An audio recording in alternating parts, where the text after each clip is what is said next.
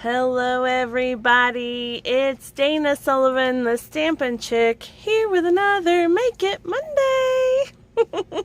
How are you today, my friends? I hope you had a fabulous weekend. It has been a busy day here in the Stampin' Chick's studio, and I have been busy creating all sorts of new fun and exciting projects to share with you, which I am super excited about because a lot of them involve brand new product. Yay! So, with that in mind, the new holiday catalog, yay, is going live on August 3rd, which is coming up super fast. And if you don't already have a catalog, you need one. So make sure that you send me a message or leave a comment down below and let me know if you don't already have a demonstrator, if you're not already a demonstrator, if I'm your demonstrator and you just don't have one yet. Make sure to send me a message and I will get a catalog in the mail for you. Not just the little holiday mini catalog, but we have a second celebration starting up also on August 3rd, which is absolutely fabulous, and I will be sure to send you one of these little buggers as well. So yay! All right, well, I think that I am live and in the right space, and hopefully Facebook will let me see messages. If you comment something and I don't respond, please know that I'm not ignoring you. Sometimes Facebook doesn't share comments with me, and sometimes it does, but sometimes it doesn't, so I have to come back to them later. So if you would just leave a comment or give me a thumbs up or a heart and let me know that you're here and that you see me, and hopefully I will get some messages. So, all right, guys, today is the last Monday of the month, and that means that it is time for the Stamper Showcase Blog Hop. My favorite Monday of the entire month. I can't wait for the Stamper Showcase Blog Hop every month because we have a fantastic crew of Stampin' Up! Demonstrator designers who create gorgeous projects every month, and this month's theme is all about brand new product.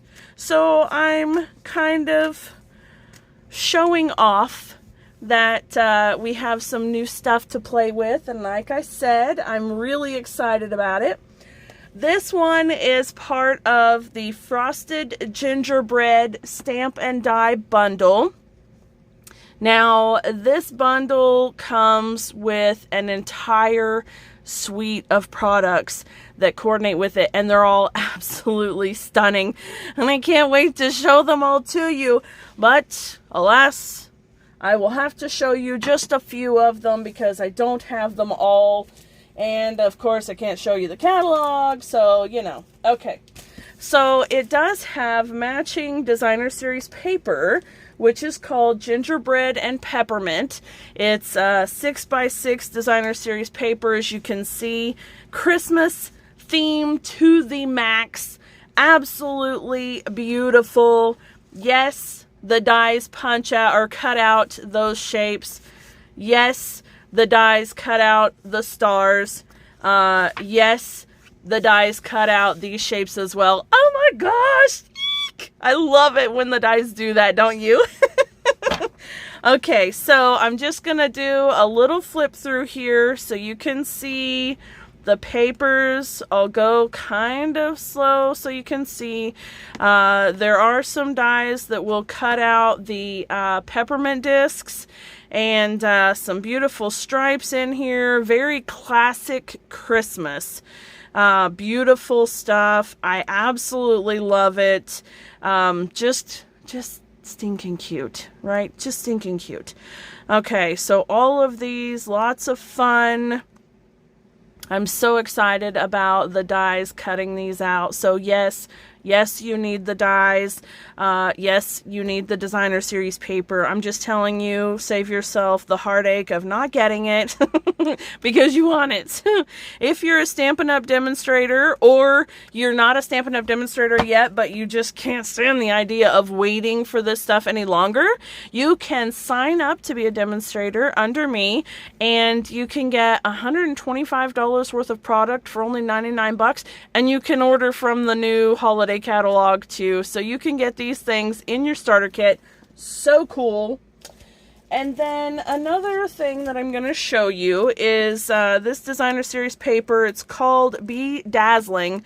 It's actually not designer series paper, it's just called specialty paper. This is Dana approved glitter.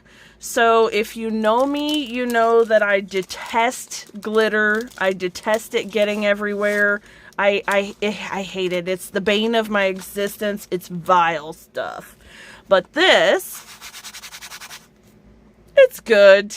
It's Dana approved. So you know when I tell you it's Dana approved glitter, that means it stays put. Now I will tell you that I have die cut a leaf piece out of this paper and it didn't flake even then. So yay, super exciting, right? And it's just absolutely stunning paper. It's absolutely stunning paper. So anyway, we're going to use a little bit of this. We're going to use some of the designer series paper, obviously, because we're die cutting out the gingerbread cookies. I'm using You're the Icing to my gingerbread because, oh my gosh, it's so stinking cute. And I'm using Early Espresso ink. I'm also going to be using Old Olive cardstock and Basic White cardstock. And because I already have these cards made, and the Stampers Showcase blog hop goes live actually at 8 a.m. So this blog post has been live since 8 o'clock this morning. I'm not going to show you how to make the cards, but I will tell you this is a standard quarter sheet size of cardstock. And I like to use this size to make little thank you cards for my hostess club. They get a new card every month, and when there's new products coming out, I love using those so that they get a sneak peek, right? And so this is 4 1/4 by 5 1/2, and then it's scored in half at 2 3/4.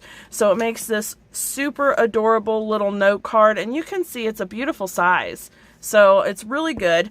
And then I used a 4 1/4 by 3/4 inch strip of that Be Dazzling specialty paper. And then the basic white piece is 4 1/8 by 2 5/8. Let me double check. 2 5/8. Okay.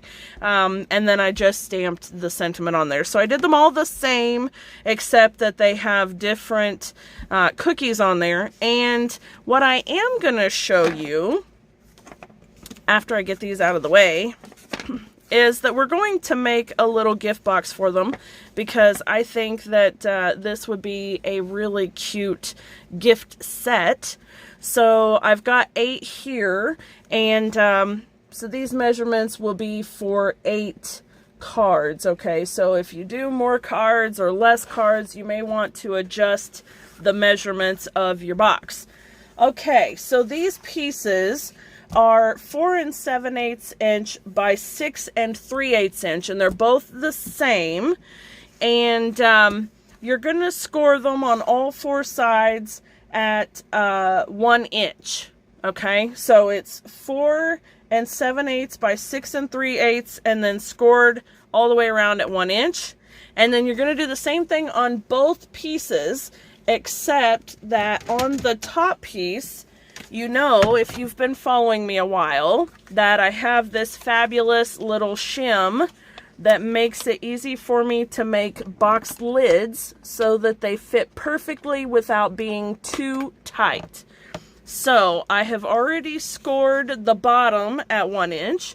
So let me go ahead and score this one at 1 inch. And now when you're using the shim, you want to just make sure that it's sat on the rail of your scoreboard and then all the way up against the edge. So the paper is going to go up against it, not underneath it. Okay, that's important because this is going to give you just a fraction, just a little bit of space, so that by the time you get all 4 sides scored, you're looking at like 1/53/56 type of measurement. You know what I'm saying? Very, very minuscule size. So let's just score that and then set this aside. And I've already done the bottom, as I mentioned, trying to save us a little bit of time here. And then we're going to score all 4 sides of both panels. Now it's really important to not score, oh my goodness, burnish. It's really important to burnish lines when you're doing a box because you want that really nice crisp look, right? Okay, so lid, base. Try and keep this separate because it would be unfortunate for me to put the embellishments on the base of the box. I mean, I guess it wouldn't matter, but the lid would tuck inside instead of on the outside, and that would be a little weird. Okay, so a standard box cuts on the little tabs, and we miter each of the tabs just like so. And we're going to do that on all 4 corners on both pieces. Okay, just like that. So I gotta know what everybody's been up to. What have you guys been up to this weekend? We decided to do a Karate Kid marathon of sorts. And Netflix has all 3 of the Karate Kid shows, plus the next Karate Kid and Cobra Kai, which is the Karate Kid spin-off series. And so we watched the first 3, well, the 3 original Karate Kid movies, and may watch the next Karate Kid this evening. Although, if you know the Karate Kid series, you know that the next Karate Kid really doesn't have a whole lot to do with the original Karate Kid series, but it's kind of cool. And I can't really say anything at all about the Cobra Kai TV series because I haven't seen that one at all. So we wanted to do a kind of blast from the past and see the original stuff first, and then come back to see the new stuff. So, all right, for the box, the lid and the base will be done the exact same way. So I've got them both trimmed up and ready, and I double checked to make sure that this one was the lid. And the way you can tell if you get confused is just to line up the edges, and you'll notice there's just a fraction of difference. You see, just a fraction of difference in that line. The one that's on the outside edges, that's your lid. Okay, so I'm going to set that off to the side for just a minute and then put some glue on my box. Now you can use tear and tape or liquid glue, either one, it does not matter. And for me, it truly depends on how I feel that day, how much time I have, and what's most readily available. Honest truth be told there. Okay. Put that away. Now you don't want to overstretch your edges. You really want your corners to be nice and relaxed. And what I mean is that you're not tucking them in too far, right? You're just lining them up with the edge. Okay, nice and easy. Corner to corner. We'll see how good my box making skills are, won't we? Alright, and then tuck that side in, and the same thing here. We're just gonna line the edges up on the corners.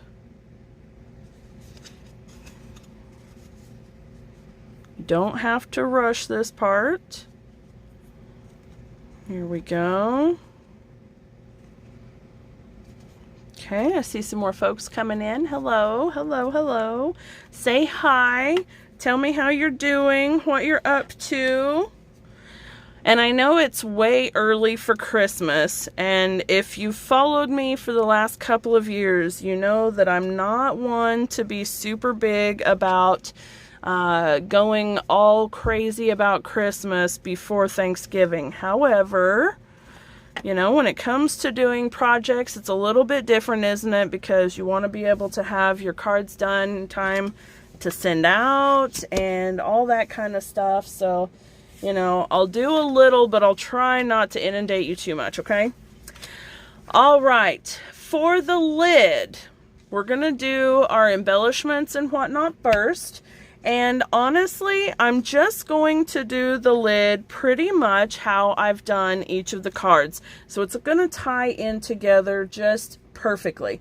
The only difference is that I may change the sentiment to one of these others. So what do you think? Should we do sending you peppermint kisses, or happy holidays, maybe wishing you a Merry Christmas? This stamp set is very cute, and it's got a lot of options. And, you know, maybe I could even grab my Real Red ink right quick and put a couple of little peppermints on there. So we could do a little cute something something to dress it up. Let me just grab my Real Red ink pad right quick. And, okay, so let's try laying this stuff out. I already know that I want to put the strip and this piece similar to the cards. So I already know that. How about just a happy holidays across there? That would be super cute, wouldn't it? Okay, let's try that.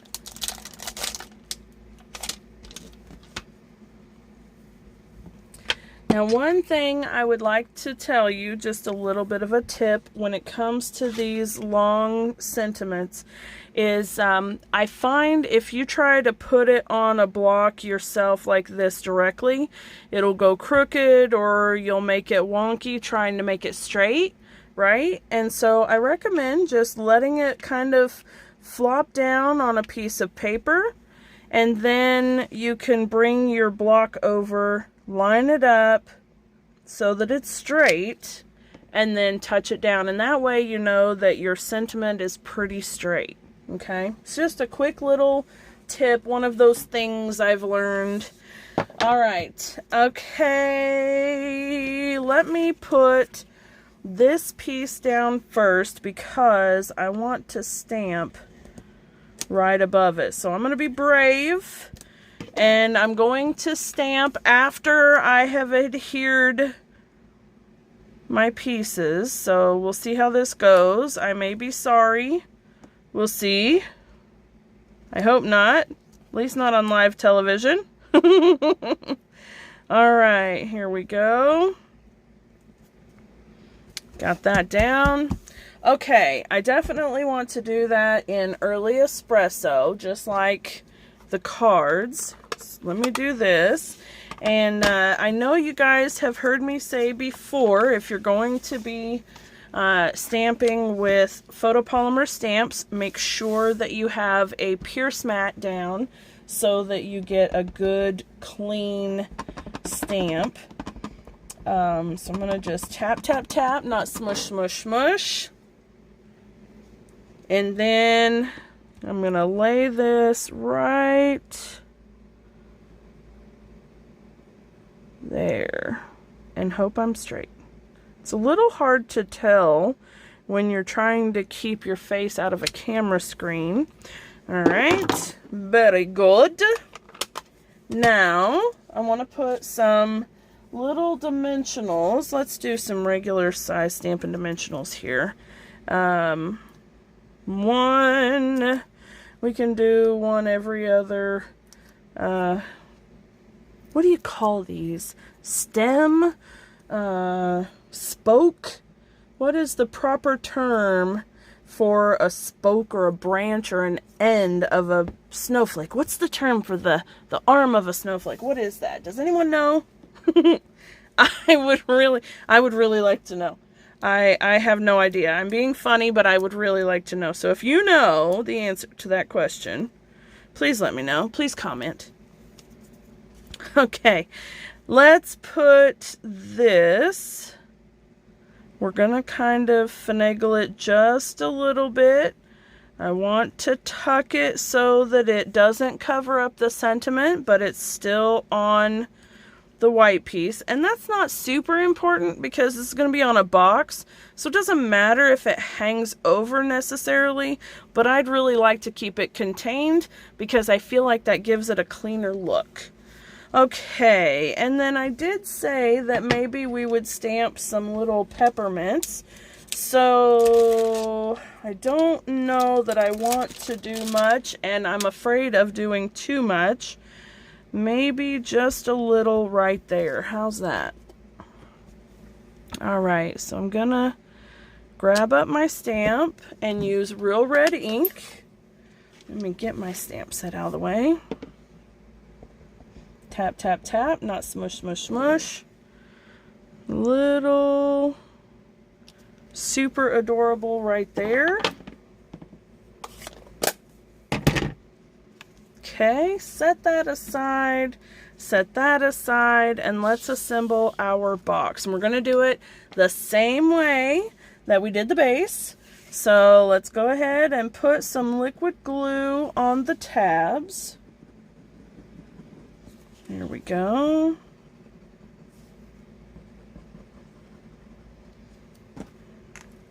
And then we're going to just assemble it the same way we did the base. So give it a nice little lined up edge. Okay, very good. And then tuck the other end in. Okay, there we go. I don't get to use Old Olive quite as much as I feel like I should. It's such a pretty color. But come Christmas time, it's really easy to use it. I love, love, love, love, love, love it. Alright, moment of truth. Does our lid slide onto our box like a glove. Oh, isn't that great? And look at that. It literally has just enough that it slides in and it doesn't pucker the sides and it doesn't bow everything out crazy. It's just perfect. Okay, that was the lid, right? I'm telling you, my memory is going to nuts. Okay. I'm going to be a little excessive with my adhesive. I want to make sure that this panel doesn't come off, doesn't lift, and then we're going to line it up just right in the center, and it is a snug fit, so we'll just line it up here.